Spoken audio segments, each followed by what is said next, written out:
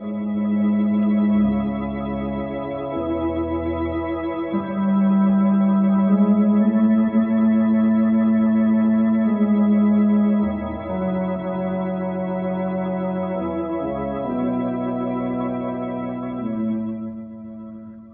knows what evil lurks in the hearts of men?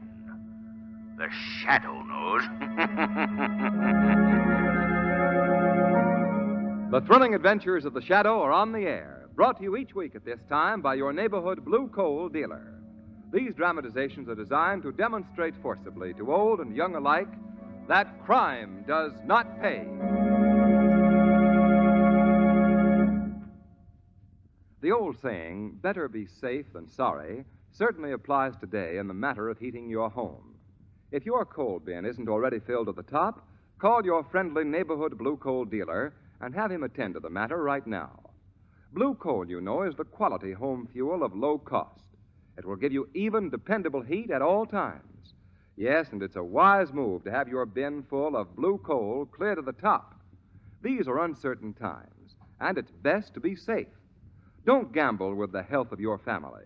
Remember, a warm house is a healthy house. So get in touch with your nearest blue coal dealer tomorrow.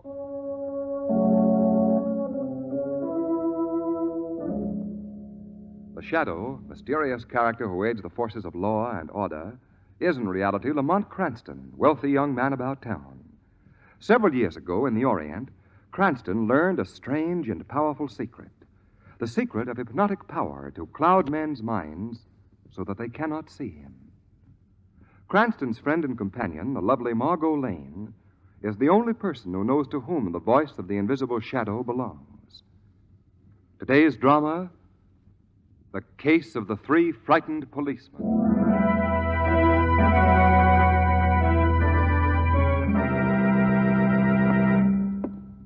Why fool around? You got to get up early in the morning to put one over on Jerry Rowan. I got you right where I want you. Now you take your orders from me, or... Stop that walking up and down. You make me nervous. Well, what's your answer going to be? You going to pay your little gambling debt to Jerry Rowan? Are you? Now, listen. Listen to me. It's all right. Don't come any closer. Stay from me. You can't kill Jerry Rowan.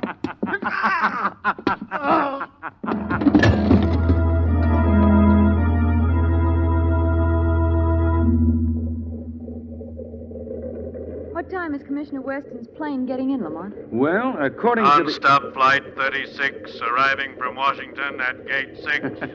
There you are, Margot. You see how efficient the airlines are? They even answer your questions for you. Gate 6 is up this way. Do you think Commissioner Weston's going to be difficult to persuade?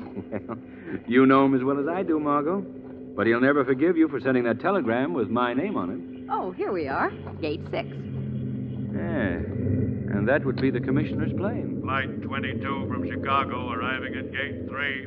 Look, Lamont, there's the Chicago plane coming in, too. Don't they come in fast, though? Mm-hmm. Oh, Lamont, look.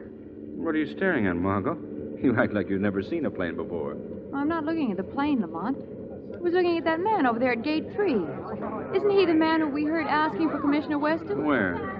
Oh, yes. So it is. Oh, we ought to tell him he's waiting at the wrong gate for the commissioner. You'll probably discover his mistake before we could get to him, Margot. Oh, there you are, Cranston, Miss Lane. Hello, Commissioner. Did you have a nice trip? No, thanks. I just had one. Oh, Commissioner, that's an old gag. Well, it's not as old as that telegram gag you sent me, Cranston.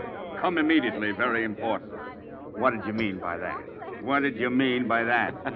It was Margot's idea. She sent it. Margot sent the Oh, wire? Commissioner, you know that I belong to the Social Welfare Association. Now, what has that got to do with it? Well, I promised that I'd get you to speak on crime prevention. It's cause and cure. What? Curing crime prevention?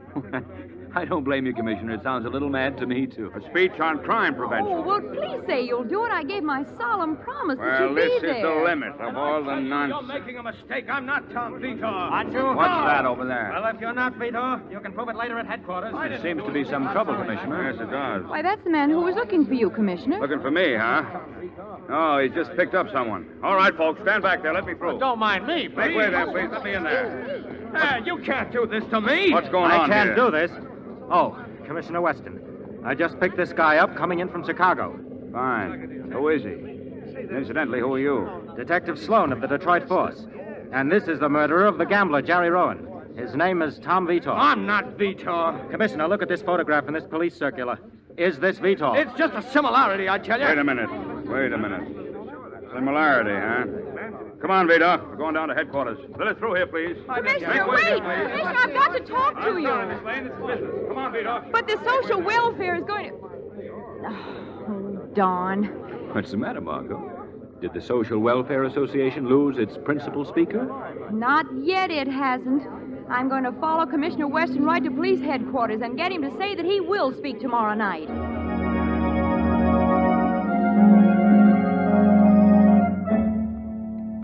Fingerprints don't lie, Vitor. Ready to confess now? Why did you kill Gambler Rowan? I didn't kill Rowan.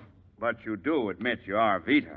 That you broke your parole and flew to Chicago after you'd murdered Rowan? All right, I broke my parole. I flew to Chicago, but I didn't murder Rowan. I'd like to ask Vitor a few questions, if I may, Commissioner Now, Weston. Cranston, Detective Sloan and I can handle this. Oh, Commissioner, I just thought of something. What, Miss Lane? What now? You could use all this as the subject of your talk tomorrow night before the Social Welfare Association. Sloan, take Vita into the other office. This small talk must be boring to him. Right, Commissioner. Come on, Vitor, in here. I'm sorry, Mac. Ah, well, another case solved to the department's credit. Who? Vitor? Who else? He was the last man who saw Rowan alive. Now, look, Commissioner. I know, Cranston. Yes, indeed. You're going to ask about fingerprints. Well, we found Vita's prints all over Rowan's apartment. Very good, Commissioner. Huh? But I was going to ask why Vitor broke his parole to fly to Chicago. Very good, Cranston. He simply wanted to get away. Then why did he come back? Also very good. What? Granted, he had killed Rowan and gotten away. Why should he want to come back here? Yes, Commissioner. Why didn't he stay in Chicago? Now, please, Miss Lane. And this police circular is a very curious thing, Commissioner. What do you mean, Cranston? What's wrong with it? Pardon me, Commissioner, but I think Vitor is about ready to talk now. Oh, good. Well, I'll go right in and see him. See you later, Cranston. But, Commissioner... Miss Lane, come on. But, Commissioner, I wanted to... I like him. Oh, well. Now, what were you going to say about that police circular, Lamont? Now, look at it, Margot. Wouldn't you think it strange that a police circular from Chicago would have been printed here? Why, yes. Look, here's the printer's trademark. Well, what does it mean, Lamont? It means, Margot, that Tom Vitor is going to receive a little visit from the shadow.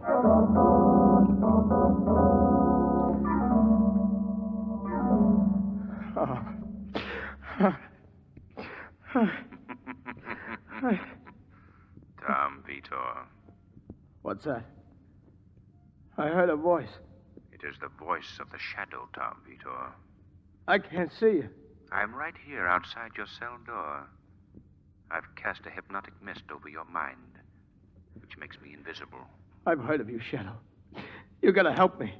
I didn't kill Jerry Rowan. Why did you leave town the same day Rowan was murdered? I didn't know anything about Rowan's murder, Shadow. But you had been to Rowan's apartment that afternoon? Yes, Rowan had sent for me. He wanted me to join the mob again, but I refused. That was the last I saw of him. And yet, that same evening, Mr. Vitor, you violated your parole by flying to Chicago. Well, when I got back to my apartment, there was a message telling me that my wife was there. She left me. I had to tell her that I was gone straight for her sake. So that's why you went to Chicago? Yes, to ask her to give me another chance. I see. Then why did you come back, Mr. Vitor? I couldn't find her in Chicago. Then I received another tip that she'd come back here and was staying at the Carlson Hotel with her friend Elsie Randley. What you've told me, Mr. Vitor, wouldn't stand a chance in a court of law. Court or no court, it's true. We shall see, Mr. Vitor. We shall see.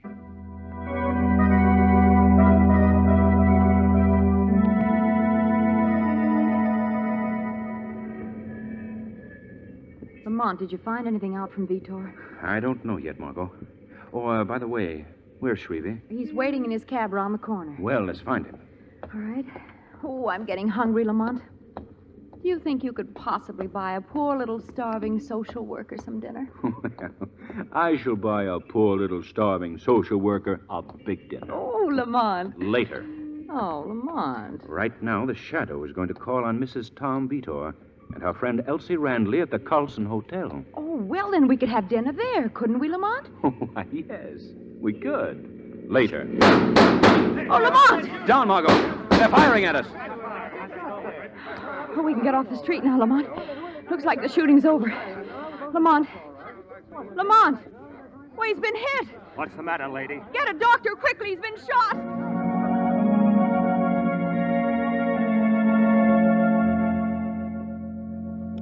Cranston, you had a very narrow escape. A fraction of an inch to the right and... Thanks, Doctor. I fully realize how close it was. Can I help you, Lamont? Doggone it, Cranston. This only goes to prove what I've always said. Amateurs shouldn't meddle in police work. Now, you leave him alone, Commissioner. Can't you see he's still weak? What were you doing outside police headquarters in the middle of a gunfight anyway? Commissioner, I wasn't in the middle of a gunfight. I was the target. And if you ask any more questions, you're going to be my target, Please, Commissioner. Please. Who's out for you, Cranston?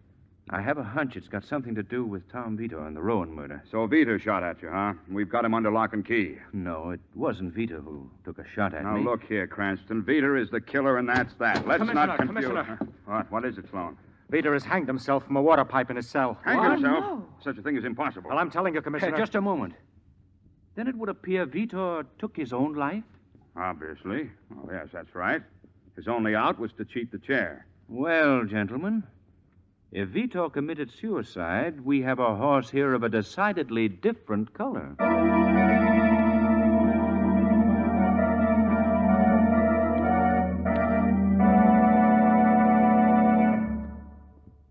In a moment, our play will continue. Meanwhile, let's leave the world of the mysterious and hop right into the sphere of everyday affairs. There's certainly nothing that's more an everyday affair than heating your home in the winter. Every day in the long winter months, you want dependable, even heat throughout your house. Blue coal will give it to you. Blue coal is the dependable fuel of low cost because it burns better, lasts longer, and that means real economy. What's more, blue coal makes comfortable home heating not only simple and economical, but also easy. Right, easy is just the word. You see, blue coal is delivered to your home in exactly the right size for your heating plant. Then, too, the new automatic blue coal heat regulator cuts out those frequent damper-adjusting trips you're probably familiar with. Cuts them right out because it automatically opens and closes the dampers on your furnace and keeps every room at an even temperature. Get in touch with your reliable neighborhood blue coal dealer right away. Ask him to come out and discuss your heating situation with you. You'll find him a genial, well-informed businessman. A number of people impressed by this have told us blue coal is represented by an especially fine group of men. This is true, and something every dealer is proud of. So look under the words blue coal in the yellow section of your classified phone directory and call your neighborhood dealer tomorrow. Now, back to the shadow.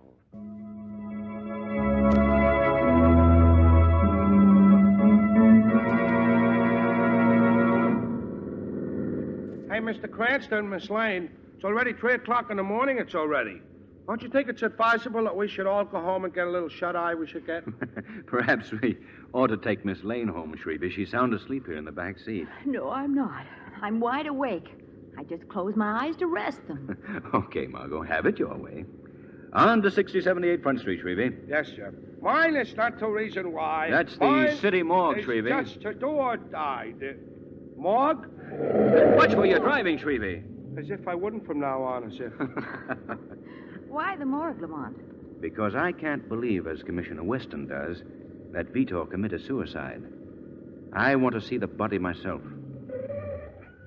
I don't like to bring it up, but this is 6078 Front Street. The morgue, remember? Very well, Shrevey.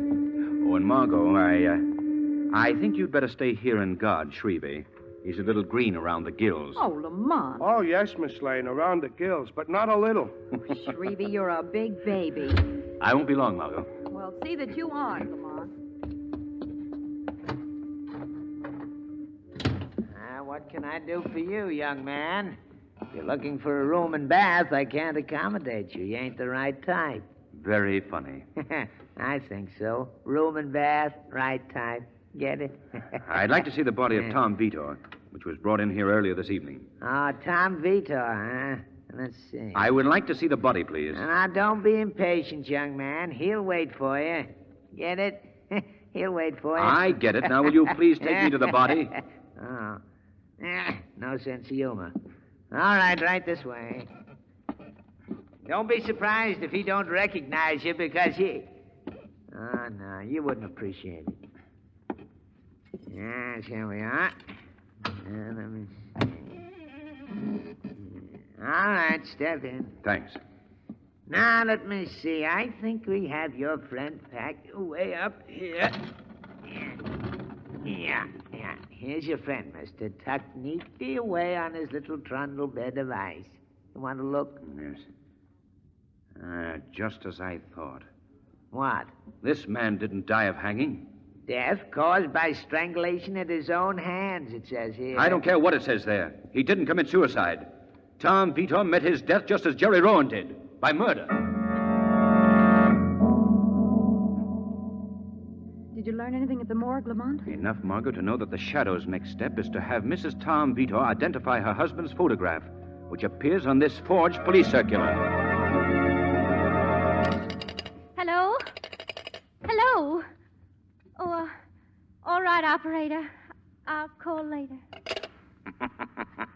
Oh. Whom were you calling on the phone, Mrs. Vitor? What? I thought I heard a voice. It is the Shadow's voice, Mrs. Vitor. Who are you? I can't see you. I've clouded your mind with a hypnotic mist, making me invisible to your eyes. Oh, I see. But why have you come here, Shadow? Because I know that you can tie up several loose ends of a mystery. And I don't know how I can help. You can help by telling me who you were trying to reach on the telephone just now. Why, it was Elsie Randley, my roommate. She's staying with me here. She hasn't returned home, and I just got worried. I see. Look at the picture on this police circular, Mrs. Victor. It's Tom, my husband. Have you ever seen this particular photograph before? Yes. I took it about 5 years ago. Before you decided to divorce your husband, Mrs. Vitor? You know that, too? I do. Why did you run away, Mrs. Vitor? Well, my love for Tom had died, and... And you fell in love with somebody else? Yes. Why didn't you explain everything to your husband? Oh, I wanted to, Shadow, but I was persuaded not to. I'll go to him now. He'll understand. No, Mrs. Vitor. It's too late now. Too late? Your husband is dead. Oh, no. No. Your husband was murdered. Tom was... Murdered, Mrs. Vitor. And you can help me catch his murderer by telling me who could have obtained the photograph which appears in this forged police circular. Yes. Yes, Shadow. The only person who could have stolen that picture from me is... Oh! Mrs. Vitor! Oh. Mrs. Vitor! I knew he'd do this. He's very determined, Shadow. Who, Mrs. Vitor? Who has done this? I can't tell now, Shadow. 'Cause it'd haunt me even after death. Even after death.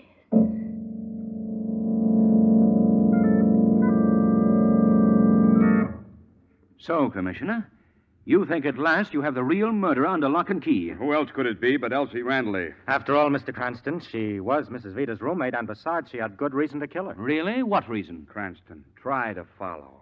Elsie Randley killed Mrs. Vita because... Commissioner Weston, Yes?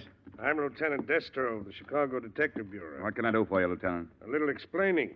Why did you pick up Tom Vitor for the murder of Jerry Rowan? Because his police circular demanding his arrest was sent out by your office. That circular was forged. What? Just what I was trying to tell you, Commissioner. The real murderer was trying to throw suspicion on Tom Vitor. So what? The murderer is Elsie Randley, and I've got her in the state prison. You think so, Commissioner? Sure. She killed Rowan because he gave her the brush off. She used to be his girlfriend. Then she killed Mrs. Vita because she was afraid Mrs. Vita would spill it to the police. Simple enough. There's just one little point you gentlemen seem to have overlooked. Now what? Who killed Tom Vitor? He killed himself. Commissioner, Tom Vitor was beaten to death in the same way that Rowan was. What? It was a very professional job. You couldn't tell his head had been bashed in unless you examined it very carefully. I saw his body in the morgue. Cranston, I tell you, Elsie Randley is the killer, and I'm sticking to it. What do you think, Sloan? That's the way I figure it, Chief. How do you feel about it, Destro? Sounds logical to me. All sticking your necks out together, eh?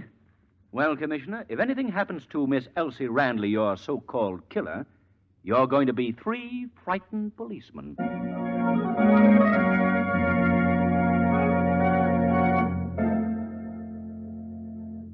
Lamont, are you sure that Elsie Randley is completely innocent? Margot, I think she's innocent, but I have reason to believe she knows the name of the murderer. And because of this knowledge, he'll try to silence her, too. But she's perfectly safe. She's locked up. That didn't save Tom Vito, Margot. We've got to protect her. Now, look, I want you to go to the state prison and get to Elsie Randley's cell while I trail Detective Destro. I don't care how you get to her cell, but do it. Her life depends on it.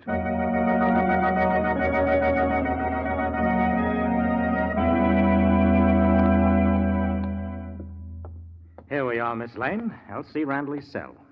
It's dark in here at this time of night. Yes. Oh, now, before we go in, I must warn you again that neither the warden nor Commissioner Weston know that I'm letting you see Miss Randley. It would mean my job if they did. Oh, I understand, Detective Sloan. Go in, please. Thank you. Who's your friend, Detective? Miss Randley, meet Miss Lane. You two are going to be together a long time. What do you mean? I'm getting sick of this whole thing, Sloan. I don't want to go to the chair for... Somebody else? Well, then tell us who the real murderer is, Miss Randley. Don't shield a killer. I don't squeal, sister. But you will, Elsie. Oh, no, I won't. I gave my promise. You'll break your promise, Elsie, when the electric chair stares you in the face. Oh, he's right, Miss Randley. Tell the police what you know. Yes, Elsie, tell. You can tell Miss Lane everything. Are you kidding? Elsie is trying to say that I'm the killer, Miss Lane. You're the killer. Yes. I killed Rowan because I owed him a gambling debt and couldn't pay it. What? So I sent Vito to Chicago on a wild goose chase to find his wife. That way, I pinned the murder on him. Are you crazy? Spilling that, Sloan? But the police circular. I had the phony circular made up in order to grab him when he got off the plane. You know, I'm proud of the fact that when I beat him to death in this very room and hanged him from that water pipe, that none of the smart cops knew how it was done. And you must have killed Mrs. Vito, too. Mrs. Vito made a very useful tool until she outlived her usefulness and wanted to squeal to the police. But enough of that. I have a score to settle with you two now. Now, wait, Joe. You can't do this. You won't have to watch long, Elsie. You're going to die first, Miss Lane. Now, we just open this door here to the death chamber. Well, that's the electric chair in there. Sloan, you can't do this. No, help! Help! Come on, Shame on Joe. you, what, Miss Lane? We're quite alone here. No one will hear you. What are you going to do with us? Aren't you both rather impatient? Mr. Cranston will stop you. He'll... I promise my shots won't miss that meddler the second time. And now, Miss Lane, into the electric chair you go. Oh, no! Oh, yes. No! Yes. No! Yes. Stop. There. There, now. Now to tie the straps. Oh, no, you don't, Sloan. Pick up behind me, will you? You... I don't think so. Oh. Too bad, Miss Lane, that I'm your only audience now. That I'll be a very appreciative one. And now to pull the switch. It generates a little power. Oh, no! No, please! Please, No, please. please. And this No. little switch will complete the job. No! Dead so soon, my dear? You spoiled my fun. I didn't even pull the switch. Well, a little extra juice won't hurt you. I just have to... Not so fast, Detective Sloan. That voice, my arm. Who holds my arm? The shadow murderer. What have you done to Miss Lane? Something that even you can't mend, Shadow. Sloan, your life of crime is at an end. If it is, I won't pay the police for the deaths of Rowan and the Vitos, and above all, Miss Lane. The privilege of taking my own life rests with me. Get away from that master switch. Thanks, no, Shadow. I'd rather go this way.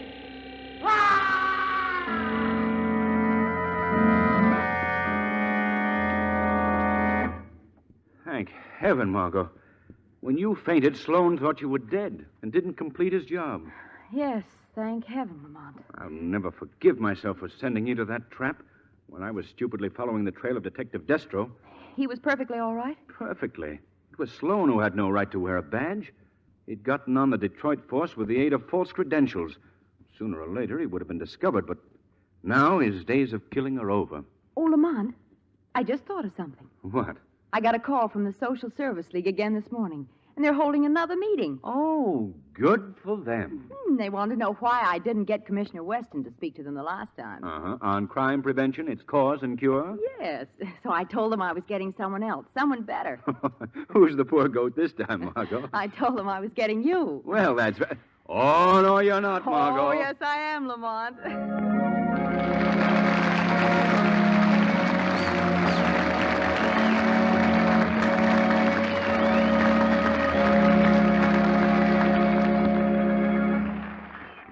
In a moment, we'll bring you a real-life episode proving that crime does not pay.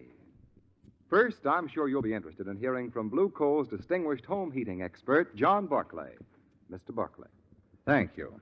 Friends, quite a few people have told me that they're tired of playing nursemaid to their furnace. I wonder if you feel the same way. You must, if you find it necessary, to hop down to the basement several times a day to fuss and fool around with the furnace, adjust the dampers, and try to wheedle a good supply of heat out of a lazy fire. Now, all that's unnecessary. It certainly is. Actually, when you know the correct method of operating a furnace, the whole thing is perfectly easy. Now, here's my suggestion. Get in touch with your neighborhood blue coal dealer and ask him to send a John Barclay trained serviceman to your home right away. This man will teach you correct furnace operation in a jiffy and at absolutely no charge. It won't cost you a cent, and you need feel under no obligation. Homeowners the country over are making use of this free and exclusive blue coal dealer service. So why don't you? Decide right now to call your blue coal dealer tomorrow. He's listed under the words blue coal in the yellow section of your classified phone directory. You'll find it pays to get acquainted with the blue coal way. Thank you.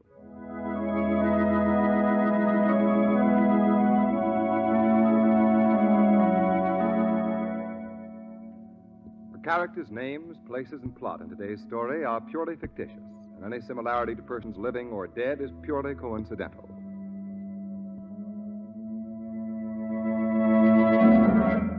Direct from real life, we now bring you conclusive proof that crime does not pay. It is 4 p.m., November 7th. Anthony Tyshan, 26, leader of a hold-up gang, is on his way to a meeting of the mob. He says to himself, So the cops think they know something, do they? They put out posters. Wanted for robbery. They ought to make that plural. We got 30 jobs in the book. Yeah, they ain't gonna never stick me in no stir. Say, who's this guy coming down the street? Looks like a cop. No, he don't. Here's a house. Right through that plate glass window. He's coming after me. He's a cop, all right. Well, I'll go through the house and out the back door. You think you can get away so easily, Anthony Tyshan? No, indeed. The law will follow a criminal to the ends of the earth. I gotta get out of here. He's gonna catch me. I'm going through this window. So, sprawled out and dying with a bullet in his back, another gangster criminal wrote finish to a brief career of law defiance. The weed of crime bears bitter fruit. Crime does not pay. The shadow knows.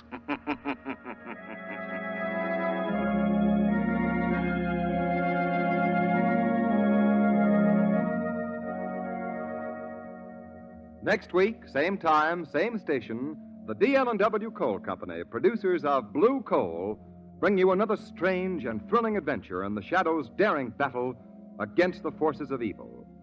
Be sure to listen, and be sure to phone your neighborhood Blue Coal dealer for greater heating comfort at less cost. Remember, keep the home fires burning with Blue Coal.